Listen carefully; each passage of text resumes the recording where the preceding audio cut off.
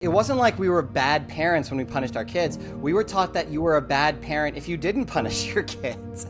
And so it is like an absolute flip. I was judgmental of parents that were permissive and thought, yeah, those kids just need a good whack. Like that was how I was trained to think, because I heard my parents say that kind of thing. When there was a parent that wasn't properly disciplining their kids, they would say, now there's a kid who needs a spanking. And that was something that echoed in my head. And so when I had kids, that was a very normal thing to feel. When I would see a kid acting, okay, that's a kid that needs a spanking, and I'd be a bad parent if I didn't execute that swift justice.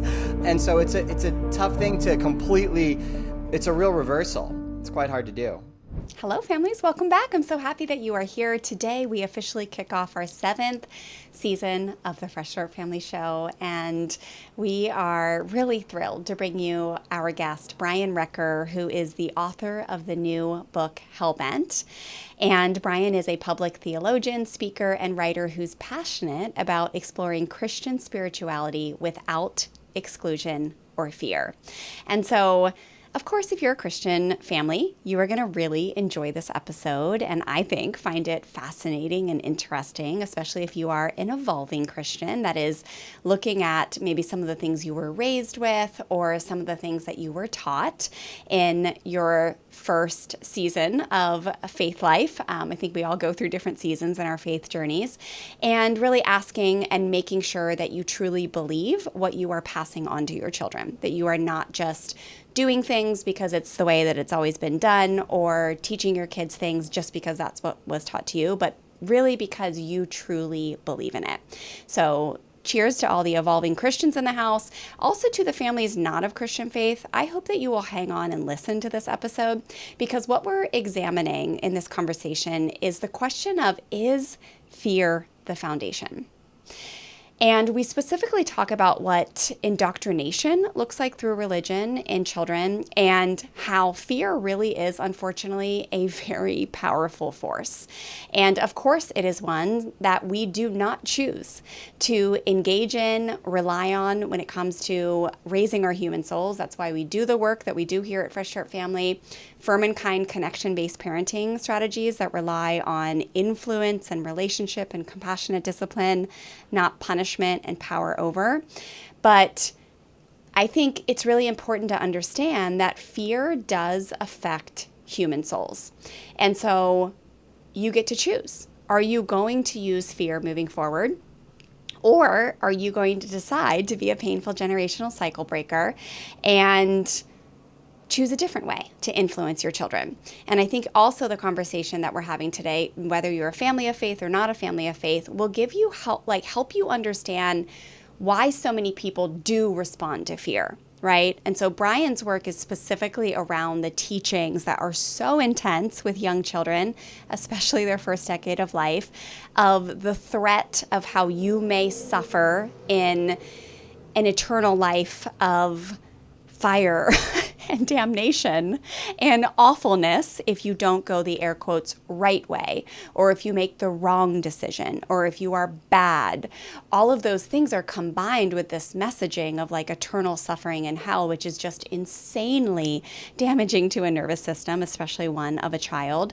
But either any way that you look at it, I think religious circles that were so big in places like Dobson, or, if you've ever seen the Shiny Happy People series that I think it's on Netflix, it's just really eye-opening to see the intensity that those high control religious circles had and their effect on culture. I think it has radiated out into the general world. So even if you weren't raised in these high control religious circles, or if you're not in one now, I think it helps to be able to see people around you, your neighbors, your in-laws, maybe even your cousins or friends in your Bible study, or on your block, neighbors on your block. And as you watch them, many, I think now in America, are seeming to respond to fear in a way that makes many of us scratch our heads. And to know that when you are conditioned in fear, and that is used on you when you were little, again, whether it's through religious indoctrination like we're going to talk about today, or whether it's through just what I call the regular fear and force, which is just kind of standard authoritarian homes. Maybe you were spanked or threatened to spank. You got punishment. Your parents made sure you knew how much they were disappointed in you. There was probably shame. What's wrong with you? Why can't you just get this right?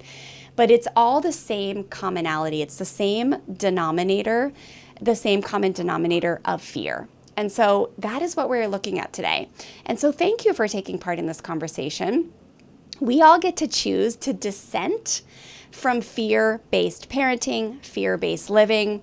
We get to decide that we don't have to fear our neighbors, but instead we can love our neighbors. And those neighbors are often the little souls that live in the bedrooms next to us, right? And they present often the most triggering opportunity to truly love your neighbors, and to be able to do that in a way where your nervous system is settled and you are passing on to your children that settled nervous system, I think it requires us to look at where did we have a fear conditioning, where might we still be using a fear conditioning or fear tactics to influence our kids, and then find safety in choosing a different way. And Brian's going to speak to how you can do that today, especially if you have a lot of fear around learning a new way, which many of you might have a response to this conversation of like, danger, danger, especially if you were in circles or are in circles now at that make you fear false prophets, or if you go down that route of listening to that person, it's going to be a slippery slope, and then all of a sudden you're going to turn into this person that is like not Christian. You know, there's a lot of that we do speak to in this episode. So just know that, hang in there. And our nervous system is really smart. It's designed to keep us safe, and it's always going to choose a comfortable hell over an uncomfortable heaven, which means that what you grew up learning, what you were told Scripture meant, the messages that you were given about who you were created to be and where you're going to go after this life ends, exactly those messages and those teachings are going to be your version of familiar. And so when you hear someone else have a different interpretation and present a different idea, you might feel really uncomfortable, like you want to shut off the episode or run or think, oh gosh, I'm listening to something that's really scary. And I just promise you that there is immense safety in this conversation. There is immense safety in educating yourself, and you're just doing a great job.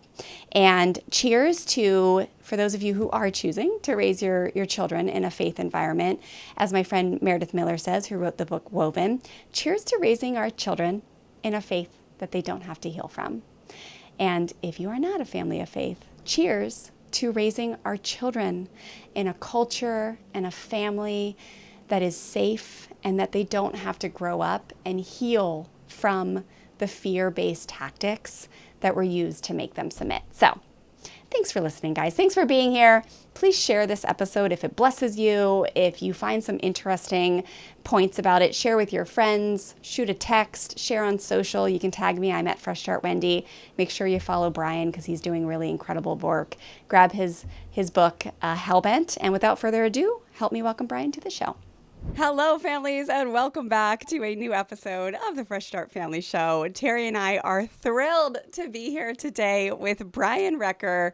Today, we're going to be talking about how is fear the foundation? Question mark. We are going to be rethinking. I know my answer, but let's talk for almost an hour. We're going to be rethinking religious indoctrination in childhood. This is the start of our 7th season of the podcast, Brian, wow. And you are our first guest. Welcome to the show. Very cool. Oh, very cool. I love that. Congratulations on 7 seasons. That's incredible. Thank you. Yeah.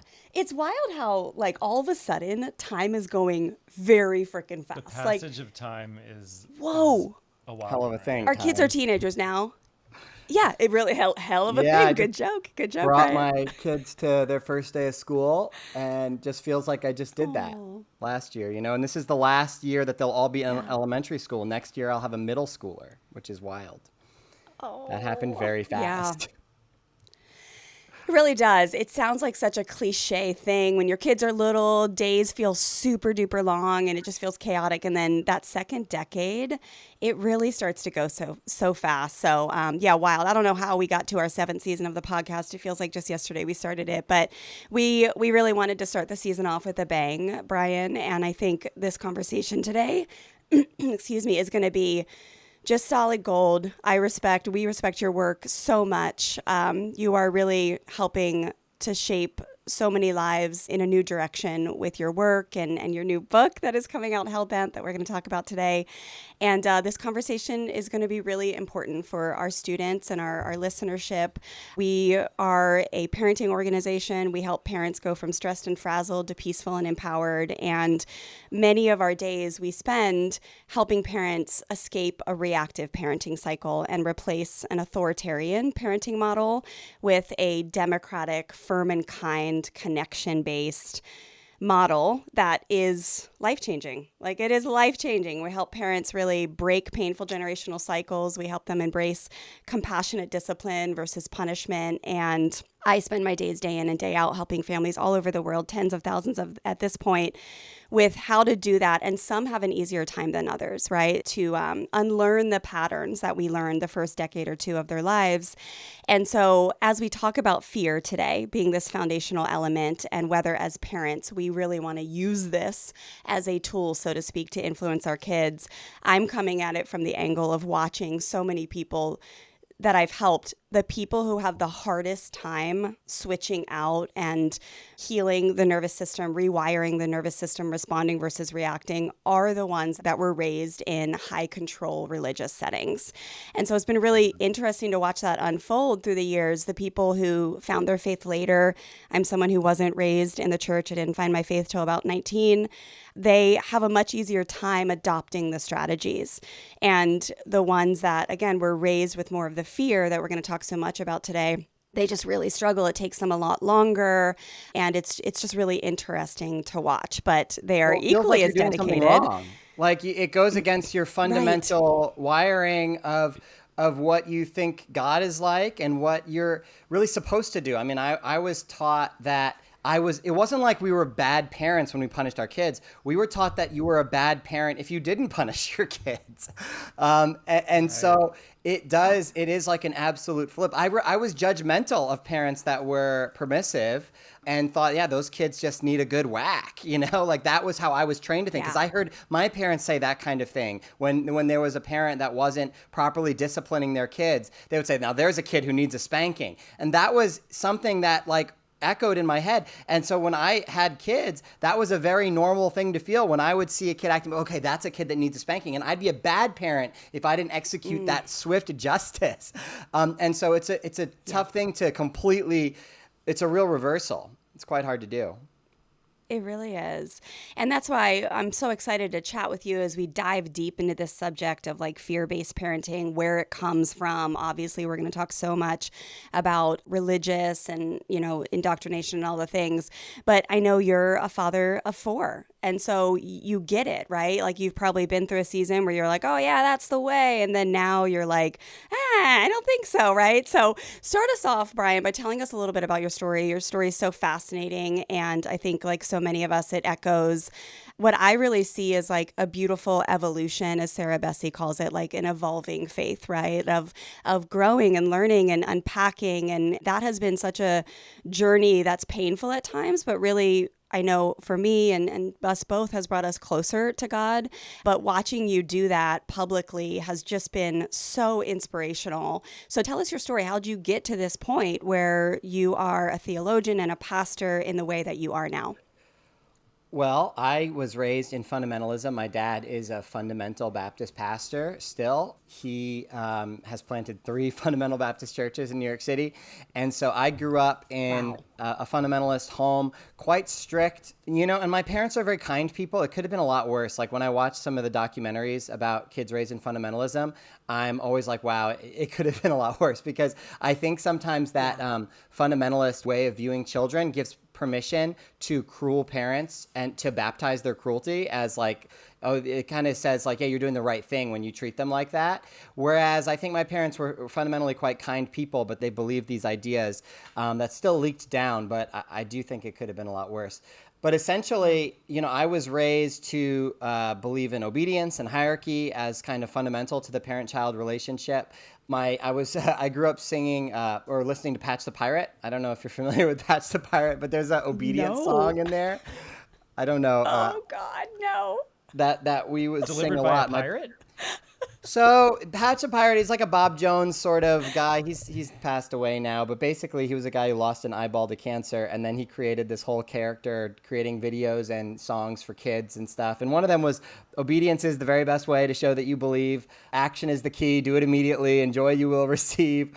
It spelled obedience. Basically, the whole thing was obedience. I just remember that because my parents would sing that song a lot when they would ask us to do things. That was like this idea that, even delayed obedience is disobedience.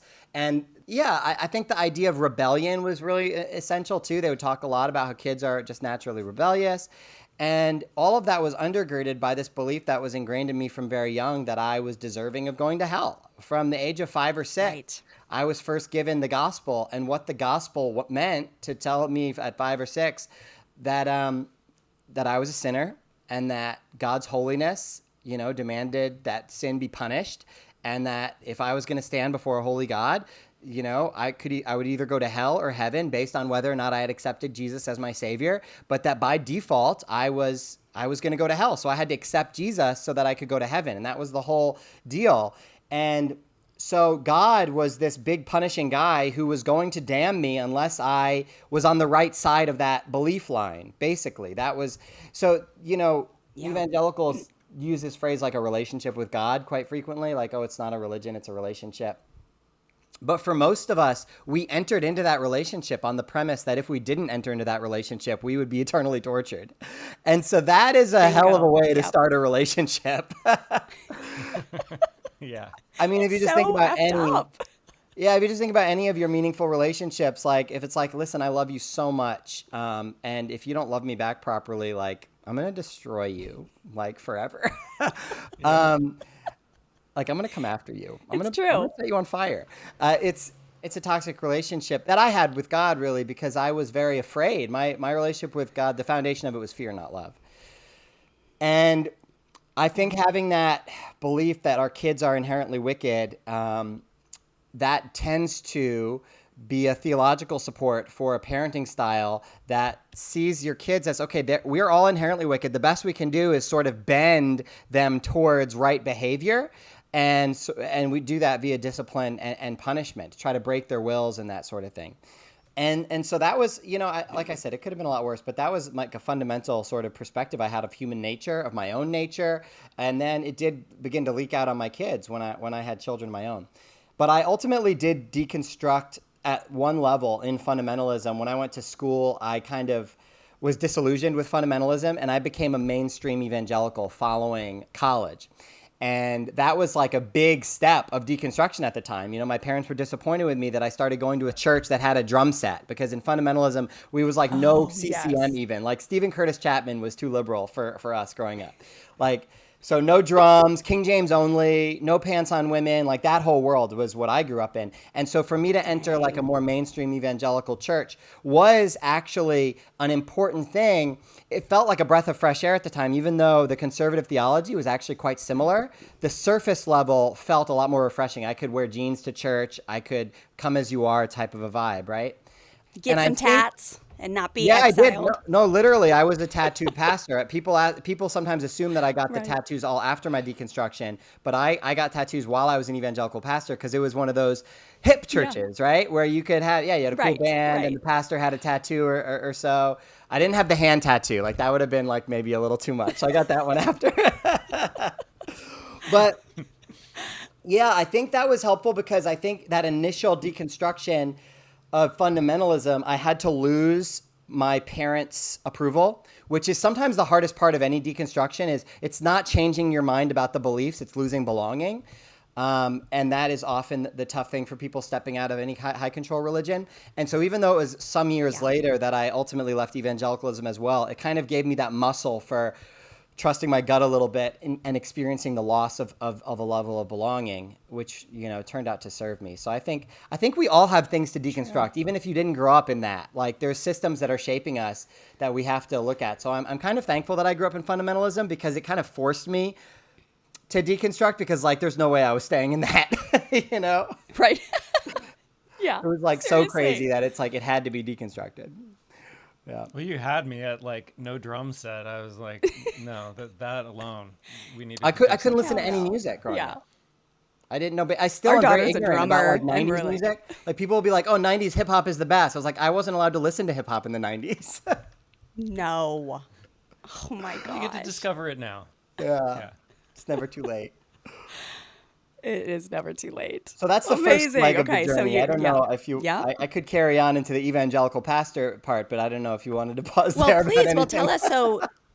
No, you went on to pastor like an evangelical church or co-pastor, whatever it was, for like 8 years, right? Before Yeah. you decided like, oh, this is like things kept coming up, right? That you're like, oh, this feels a little off, or I'm gonna like. I picture those of us who like kind of just silently backstep, sometimes not so silently, which is why we eventually get booted. But like you just start to backstep, and you're like one step back. Like every month, you're like, huh. So like, how did that look like for you? Right. Just backstep, and then start using your voice Yeah. to help people see things in a new light. So what that basically looked like was I became a pastor when I was 25 years old in 2012. I was going to this evangelical church, and I had already been leading a community group, and I was kind of in their leadership pipeline. And I was in the Marine Corps at the time, and when I got out, they invited me to help launch a new site. So I was a site pastor in a small coastal town in North Carolina, and so we launched that site in 2012. It was the first site for the church, so they became multi-site. I don't know if you're kind of familiar with that church model, Yeah, but basically we kind of were a there for family of 10 years. churches. So I was preaching every Sunday, which is really cool, and I was leading the community, but I was accountable to like this broader team that was made up of elders from all the sites. And so now I think they've got like 4. But I did that for some years, and it was really rosy for the first few years. Like I said, I started in 2012. 2015, 2016, when Donald Trump came on the scene, was kind of the first breaking moment for me, where that was like where the rose-colored glasses kind of started to shatter. And I realized, oh, I've been very naive about what I'm a part of. And I just accepted that I was on the right side of things and that we were the good guys. That was kind of my default posture. I was just going through the world like, yes, we've got the answers. Right. We're in the right. I was raised to be kind of unquestioningly conservative. I was homeschooled growing up. No surprise there, as a fundamentalist. Yeah. And we literally listened to Rush Limbaugh for social studies. Like in my kitchen, we listened to Rush Limbaugh every day. So I was like indoctrinated, Yes. And so I hadn't if you been very can get out of that, anybody can. Yeah. And I don't know, maybe because of I think sometimes the deeper you go, the more obvious the rot is in some ways. And I don't know. So when Trump first came on the scene, I thought, oh, clearly we're going to laugh this guy off, right? Like he's not our guy. And then I realized, oh, like this is the front runner. Oh, wait, the people in my church are like excited about him. Oh, my parents are obsessed with him. Like what is happening? My dad, who sat me down in my kitchen after the Bill Clinton Lewinsky scandal and explained why character matters in leadership, blah, blah, blah, now is telling me, oh, it's just locker room talk defending the Access Hollywood tape. So like I was having some major, just like the hypocrisy was just hitting me in the face. And I couldn't stomach it. And I was watching people stomach it. And I was like very confused. And that was my first sort of wake up call where I realized, oh, we're on the wrong side of some things in some very dangerous ways. But I didn't quit immediately at all. I instead began to really do some internal work and do some digging into my own political beliefs as well. I kind of came out of the other side of that, really doing my first, so basically here was my thought process.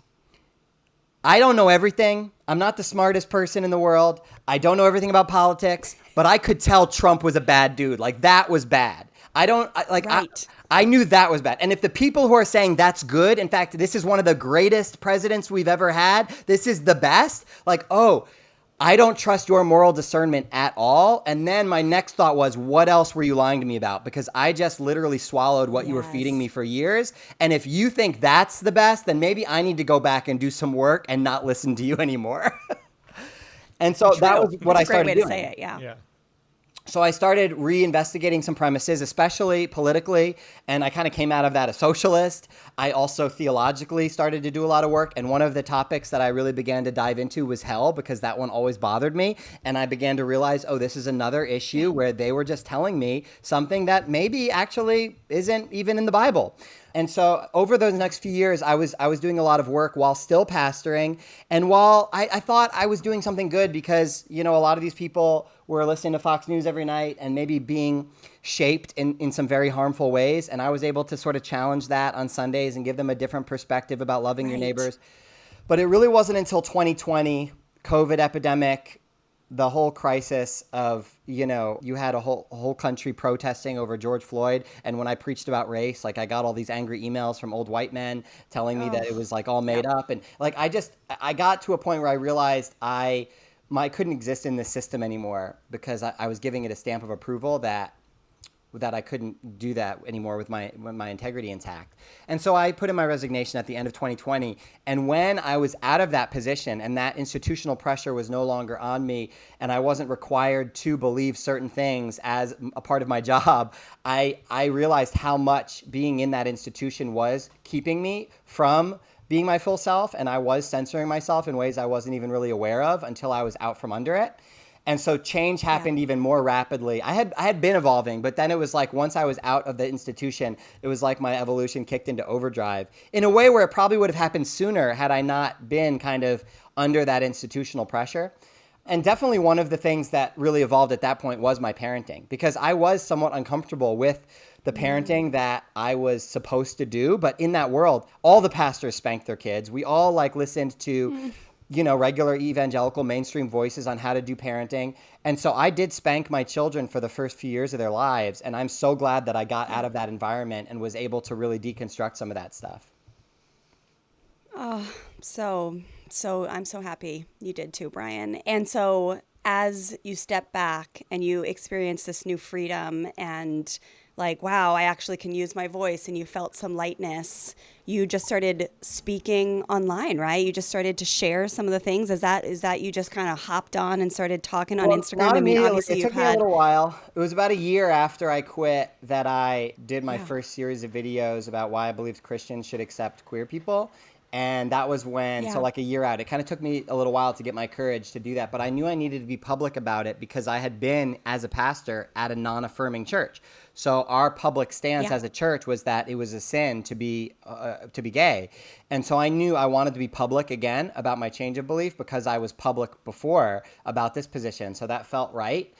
But I gave myself a little bit of time to get there because I knew what it would cost, and it is costly. And all the people that were a part of that with me kind of view me now as a heretic, as somebody who's fallen away. They sent out a church-wide email about me. They took all my 8+ years of sermons down from the church website. And all of that was kind of to be expected, but it took me a while to be okay with all of that happening. To when I did finally post that and all of that happened, I was really I handled it pretty well, I think, because I kind of knew it was coming. You were ready, yeah.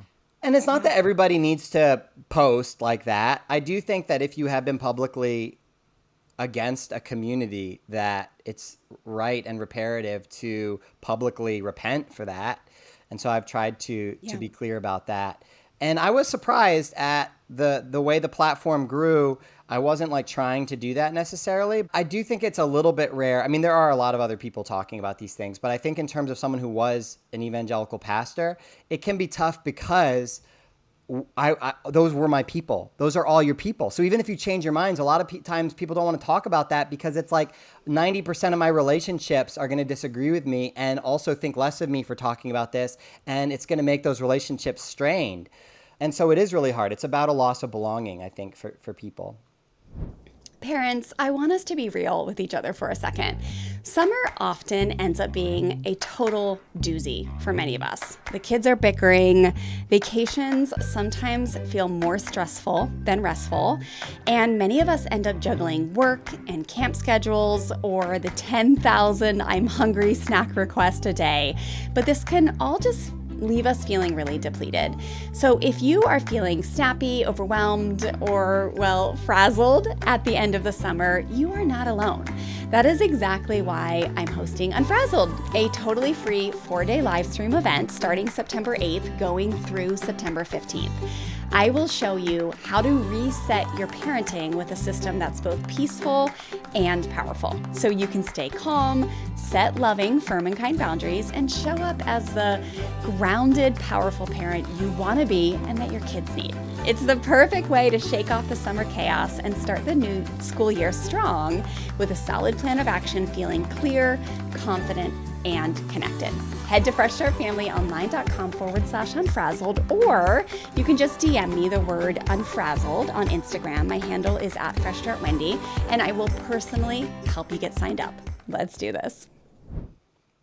You're absolutely spot on. And here at Fresh Start Family, we teach parents that behind all behavior is 4 core needs for the most part. The need to belong, the need to feel powerful, the need to feel valuable, and the need to feel unconditionally loved. Like, that's really what is driving almost every single human behavior and misbehavior. And you're right, this questioning of these systems, once you start to have your eyes open to like some of the harm that so many of us for years, you just, like you said, you've got some rose-colored glasses on, you're just going about the motions, you're stoked to be building your relationship with God, and then one day you're like, oh shoot, like one by one there's some boxes that start to get ticked, and to step away from that and to step down takes so much courage. And then the next step is to not be silent about that, right? And to start sharing, whether that's at the Thanksgiving table with your mother-in-law, who you find the courage to say, actually, I don't believe that about this group of people, and this is how I support them, or this is how I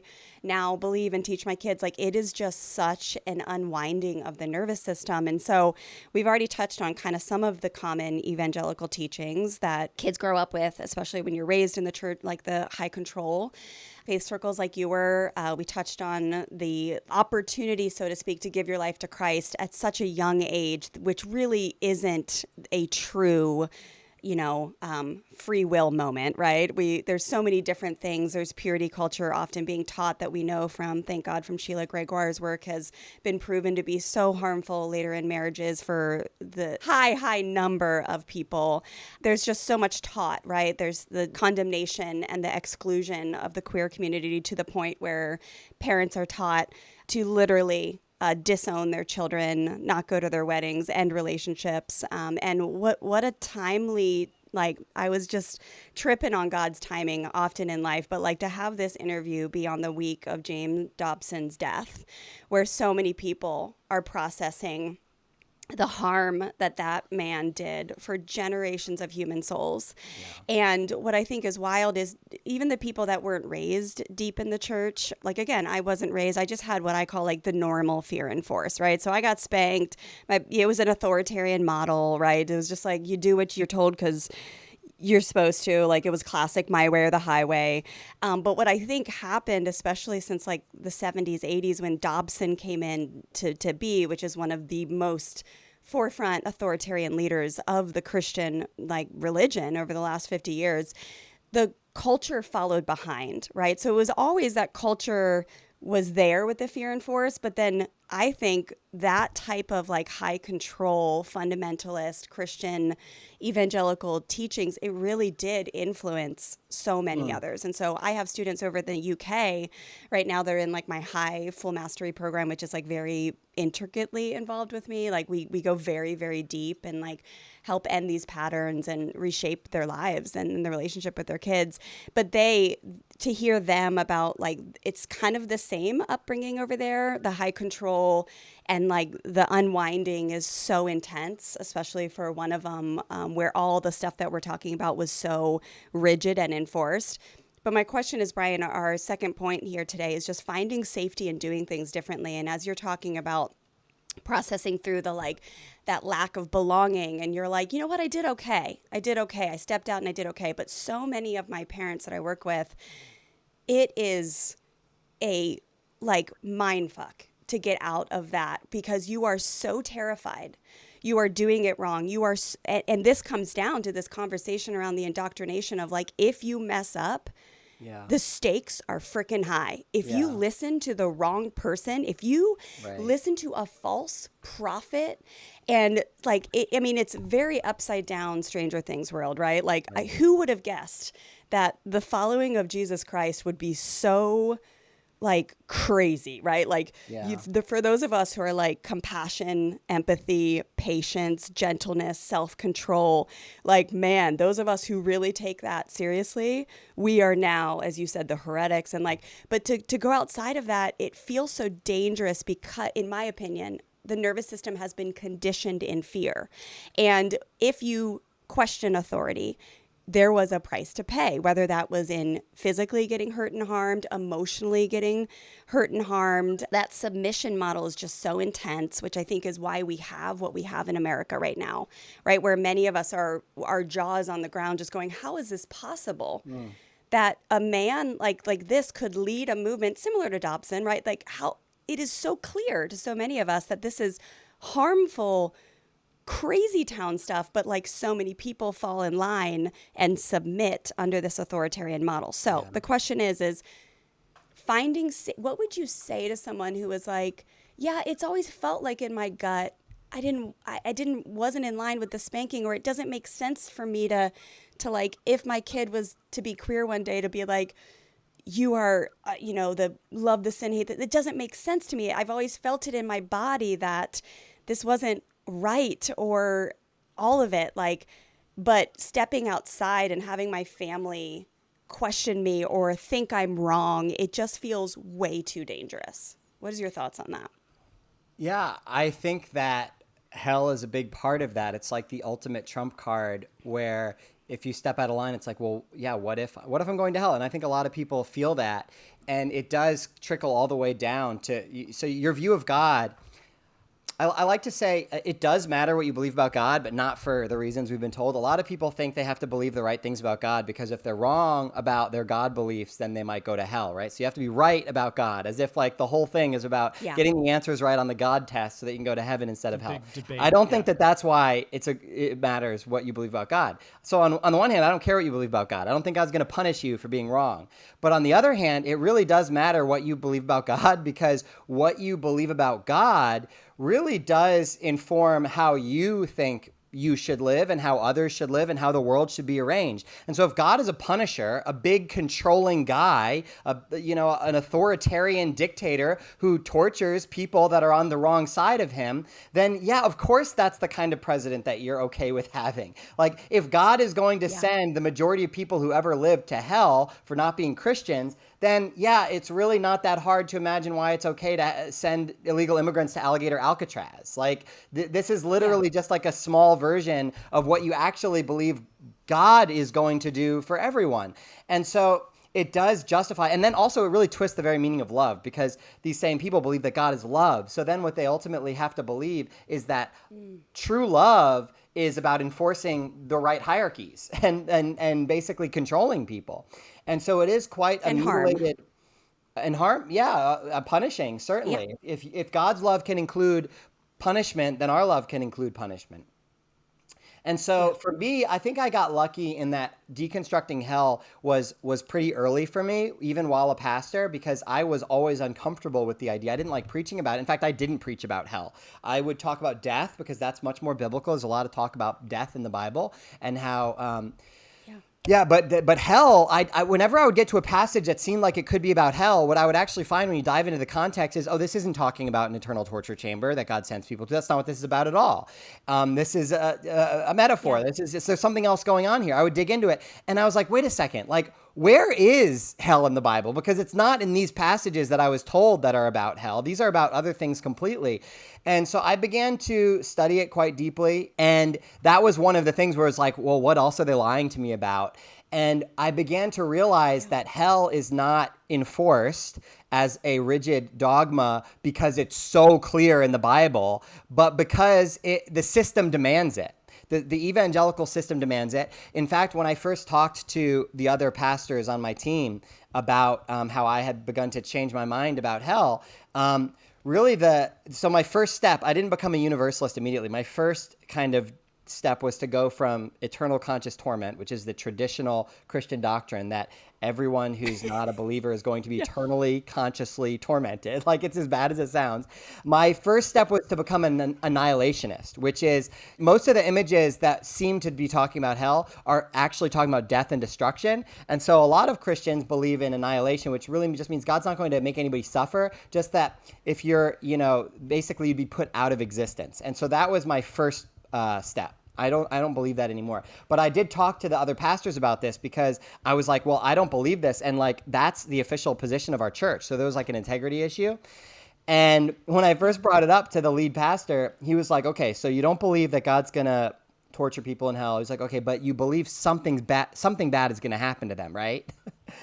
And I was like, yeah, it's bad because like they'll be, annihilated. So that's still bad. He was like, okay, good.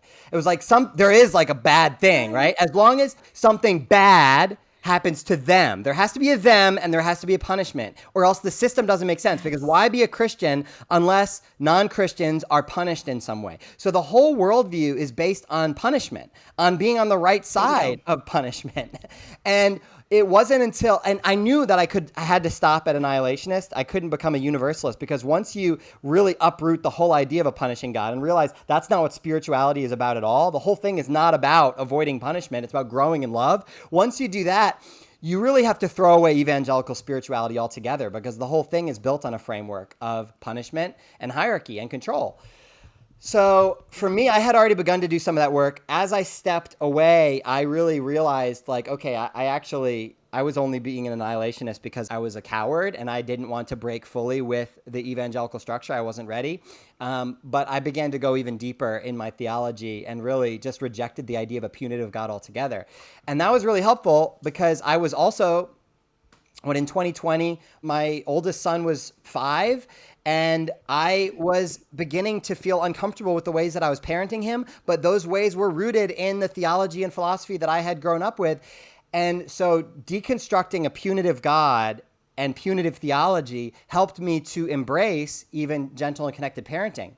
Did you guys see that video that Allie Beth Stuckey posted this last week by any chance, where she talks about gentle parenting? I cannot watch it. I can't do it. You know what video I'm talking about? I just about? read the commentary. Yes. And I feel like I'm physically going to vomit at this point. So no. So basically her and this other girl are talking about how, they're critiquing Dr. Becky Kennedy and saying, the whole idea of good inside, this is terrible. We're not good inside. You're not good inside. Your children aren't good inside. And this undermines, they go on in the video to say, this undermines the substitutionary atonement, that if they're good inside, then Jesus had no reason to die. So in other words, their whole system is, of course they deserve to be punished, and Jesus is punished in their place because God had to punish somebody. The whole thing is based on somebody has to be punished. Punishment. Okay? And so either you're going to get punished for your sins or Jesus will get punished for your sins, but the punishment has to go somewhere. In that framework, though, when you think about it, punishment is God, not love. Because why can't God just forgive? No. God has to punish. So forgiveness doesn't win. Grace doesn't win. Love doesn't win. Punishment wins in that framework. And that is their gospel story. They said good inside, gentle parenting, they said it undermines the gospel. And so for me, I realized that was actually a tension, even though I wouldn't have said that out loud, because I realized how cruel and like just bad that sounds. Like that sounds like an ugly gospel. I wouldn't have said it out loud like that, but I did have those beliefs. That is the story I was raised with. And so I knew that I needed to have a better story. If I was going to believe in God at all, it had to be a new God. It had to be a better God. It had to be a God who is actually love, not a God who actually was subservient to punishment. And so part of the journey of me wrestling with, can I even hold on to the Christian story? Is there Christianity that exists beyond the spirituality of punishment, is where my book even came from. It's so interesting to think about how everybody's view of Jesus dying on the cross could be so different. Because I've always looked at that as there's the saying, I'd take a bullet for you type of thing, or how much do you love somebody and how far would you go for someone? Exactly. That's the way I always looked at it, was oh, that's the display that there's there's no further God could have gone or Jesus could have gone he went all the way for us. And that was like a display of love. Like to think about it as like somebody's got to get punished. Wow. Like, Yeah. but it makes total sense with how people view children, view everything. It's a totally different view. Same story, totally different view. I like how you And said that's it. what I think. Oh, go ahead. Well, I was just going to say a lot of it has to do with taking a beautiful metaphor. And if you make it woodenly literal, it becomes toxic. So like me saying like I would sacrifice myself for my son, that's a beautiful thing, but it's a metaphor. It's not a literal sacrifice. If I was to literally lay on an altar and sacrifice myself to a wrathful deity, all so that my son could be like, that would actually be like, wait, what's happening here? That's actually gross, you know? But like the idea, the Didn't ask you to metaphor do of it. sacrifice. So it is like Yeah. taking a beautiful metaphor, and when you make it woodenly literal, you actually lose what makes it beautiful, and then you end up with a very toxic view of God. Yeah. And I would just want everyone listening to remember that you really, really are at choice with Christianity if you are choosing to be part of the faith. And hopefully there's some people listening to this that are not even in the faith. Maybe we got some atheists, we got some Jewish families, some Muslim families that are just more interested in like, how could this happen in our nation? And this is how, when we're talking about this fear-based model, this is how, right? But like, yeah, for those of us who believe deeply in that Christian faith, it's like I just think it's so important. You are, it sounds like, at a beautiful church that does things very different, right? Like it sounds like you're in North Carolina, right? Yeah, so I go to a Methodist church, and not all Cool. Methodist churches are exactly the same, but as a denomination, they did recently, in the last couple of years, publicly move as a denomination to be fully affirming, which is a big deal for me. But some people might not be comfortable simply because that only happened in the last few years too. So, I don't know that Christianity is always going to feel safe to people that have been harmed in that way. But my church really goes out of its way to be incredibly inclusive, and I do think it's a great community there. Yep, and our children went to a United Methodist preschool. We've had so many full circle moments here. We're now at a Disciples of Christ church after almost 12 years in the evangelical mega world, cool hip church world, and now we're at like a 150-year-old congregation, Disciples of Christ, fully affirming about justice, joy, and inclusion in the name of Christ. And it's just so rad to see how much different Jesus's death is taught, right? Like it is fully, as Terry said, it's literally like took the bullet for us because he refused to step into this like overpowering of other people. And literally, like when it comes to turning the cheek, like what a great model of refusing to step into that type of power and overpowering other human beings and starting a literal war that would have been started if he would have resisted, right? Like death and destruction would have followed. A lot of people, I just want everyone to remember that like there's safety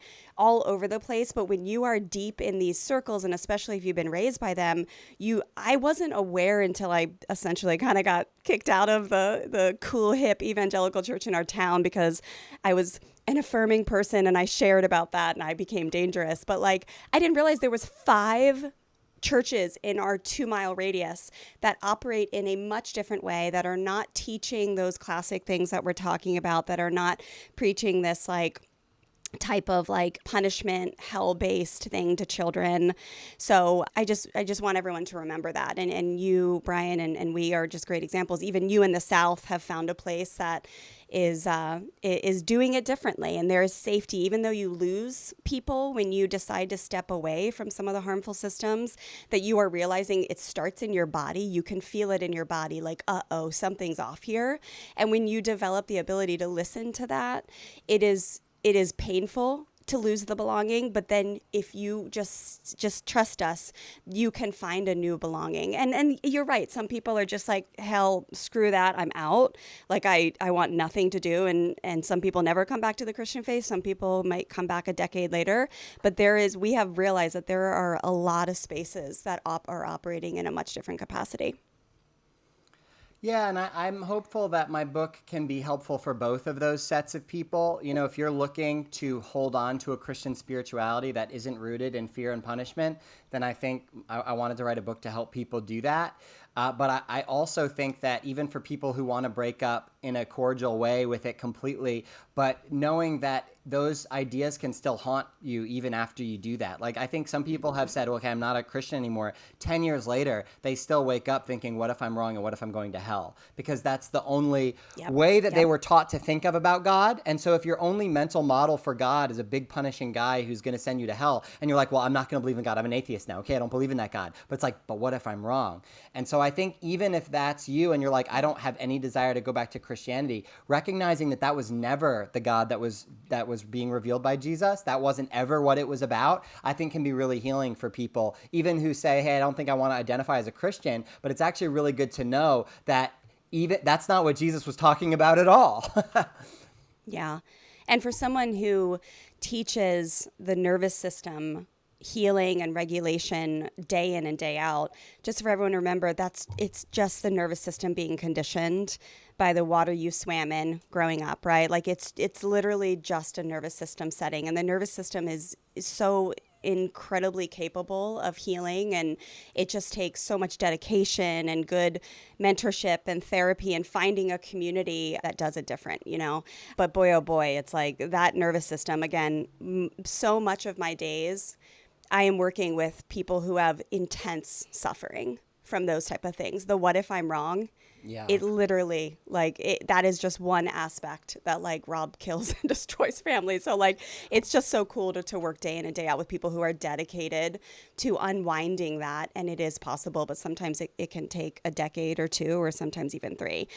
So all this beautiful conversation, Brian, around some things that we know is coming to the light as far as yay, we probably want to back away from teaching this to our children. And Terry and I, our oldest is almost 18. She goes to college next year.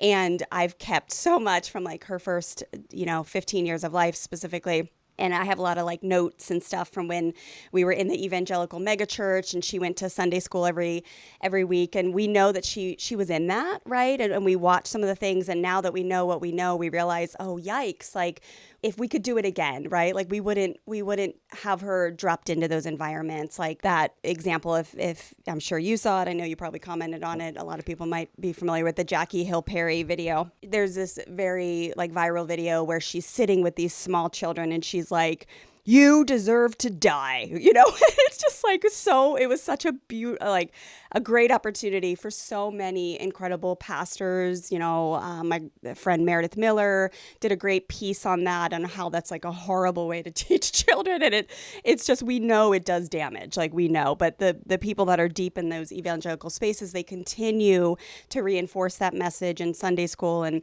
I think a lot of people are realizing they don't want to have that be what their children learn. So as we wrap this conversation, Brian, I mean, we could talk to you for hours. There's a million things, like the original sin conversation. That's what I originally thought I was going to interview you on.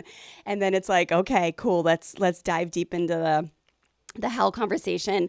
There's so many things, but when it comes to what are the alternatives that we do want to teach kids when it comes to the concept of eternity, and from your theological studies and your experience and your incredible wisdom that you bring to the table from a scripture perspective, what do you now believe that you are teaching your young sons? And even, I think you have a daughter in college, right? That I'm sure you're having conversations with her about hey, you might have learned this when you were young, but here's what I see as truth, which we know the word truth has been frickin' weaponized by the evangelical world, that there is this written in stone somewhere. It's no, these are opinions. We are all interpreting scripture, right? Those of us who do Christianity in this way, we read the Bible from a contextual lens, not an inerrant, infallible. It's just, so these are opinions, of course, but we are here in community. And I would love to hear what you are teaching your young sons and what you recommend parents can dive into. And I know your book probably goes into this, and then they'll walk away understanding a different way. Yeah, in many ways, it's kind of the opposite of that you deserve to live and you deserve to be loved. Not, God doesn't love you in spite of who you are because you're actually broken and unworthy of love, but God, died for you anyway. But actually, you are worthy of love. I think that's actually the foundation of a healthy self-image and also a healthy relationship with God. The very first words that God speaks over Jesus at the beginning of Jesus' ministry, before Jesus does anything, Jesus hasn't healed anyone, he hasn't walked on water, he hasn't died for anybody or forgiven anybody or cast out any demons. Yeah. He hasn't done anything. He steps into the water to be baptized, and God speaks and says, "This is my beloved Son, in whom I am well pleased." And for me, I think in some ways Christian spirituality is learning how to live in that reality. The passage says that heaven was torn open and that Jesus heard that voice. And heaven is it's not like a crack in the sky opened up. The idea of heaven is a spiritual reality that's actually all around us. I don't think that heaven is somewhere else. It's God's space, but it's right here and with us. And I almost like to see it. It's like the other side of the veil. And it's like it's what's deeply true all the time, but we're not always aware of it. And in that moment, it's like the veil was lifted. And on the other side of that spiritual reality, it was this idea of belovedness. You're my beloved child, and I'm well pleased with you. And, the Old Testament has these pictures of God rejoicing over God's people. And I think that on the other side, if you could see what God was up to right now, I do believe God would just be speaking belovedness over you. That God would be saying, you're my child, and I love you. And that's that it only goes in that one direction. That it's only ever love, because God is love. And so that's the gospel. That the gospel isn't you deserve to die. The gospel is you are loved. You've always been loved. You don't have to do anything to be loved. You don't have to earn God's love. You don't have to do anything at all. You only have to receive it and believe it. And because it's always true, but we have a hard time believing that about ourselves. And if you can't even believe that about yourself, you're never going to believe that about other people. So that's the gospel, is that you deserve God's love, and that so does everybody else, because we're all made in God's image. And unfortunately, many of us learned a story about God, a story about the cross, a story about ourselves that said that we weren't worthy of love, that we were something other than God's precious creatures, that we deserved death, that we deserved punishment. And then we leaked those beliefs out onto our kids. And it has been work to unlearn some of that. But actually, the act of parenting, and in parenting my kids, I'm often reparenting myself. They'll have some act of misbehavior or a dysregulation.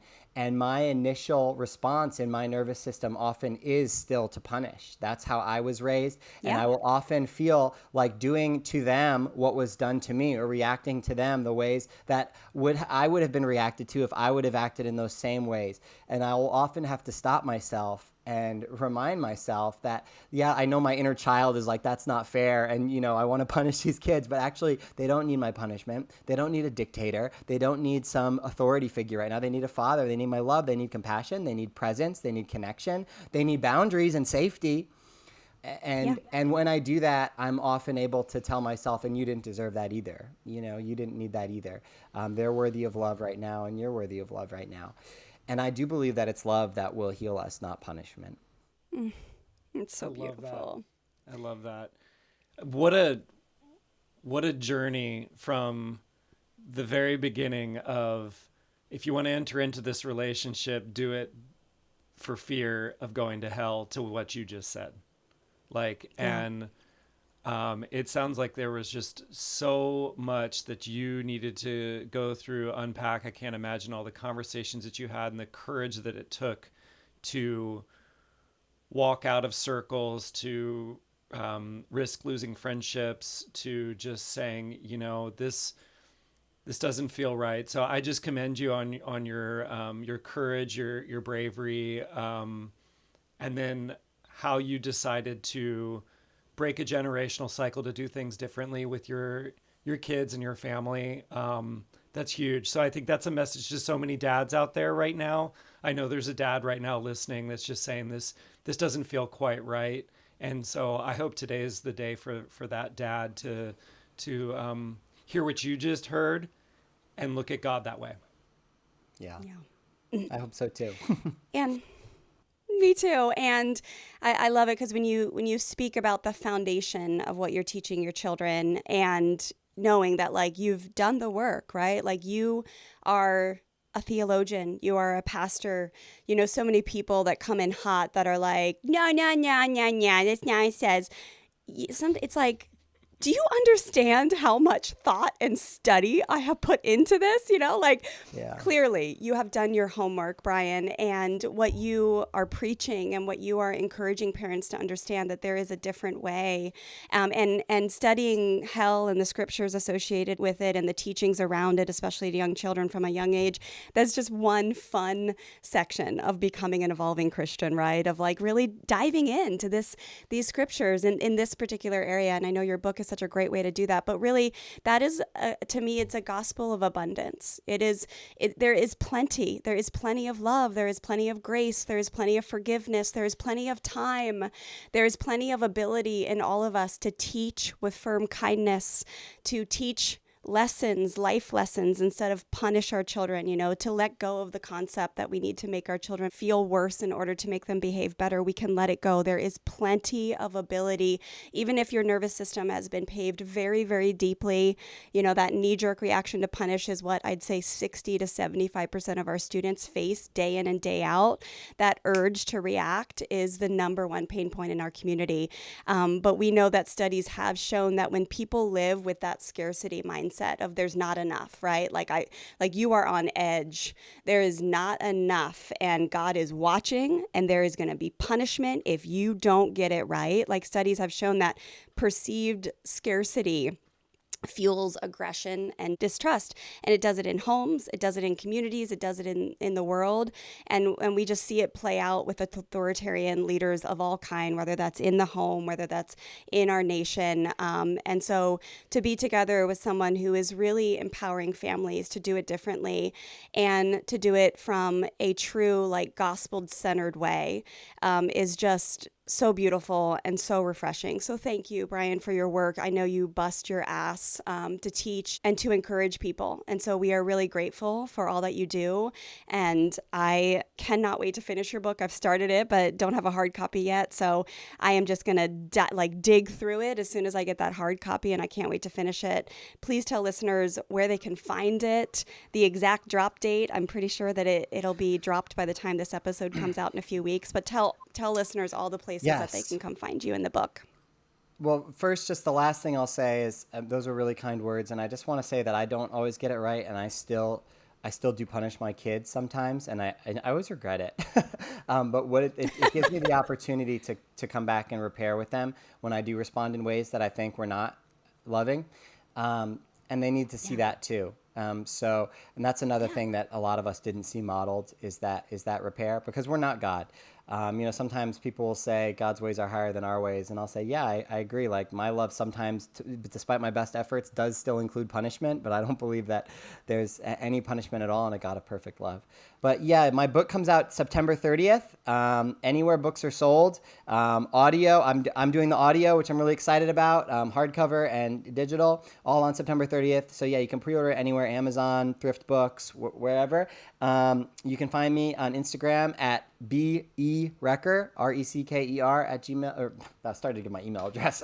No, at BeRecker. People are going to email you. Yeah, no, don't email me. Well, you can. My Substack, I also do some writing on Substack, which is Beloved with Brian Recker. And so you can find me there as well.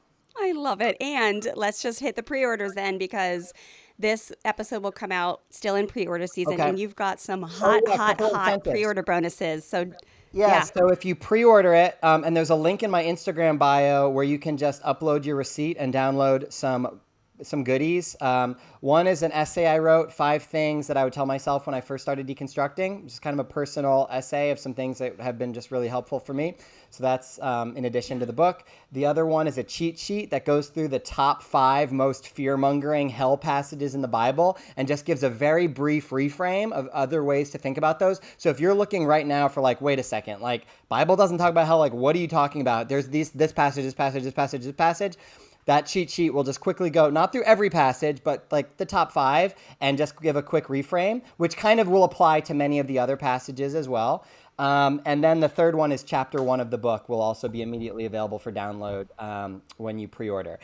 So yeah, if you pre-order anywhere, and then you can find in my Instagram link or Instagram bio is a link to those goodies. Yes, I love that. Those are some good bonuses for sure.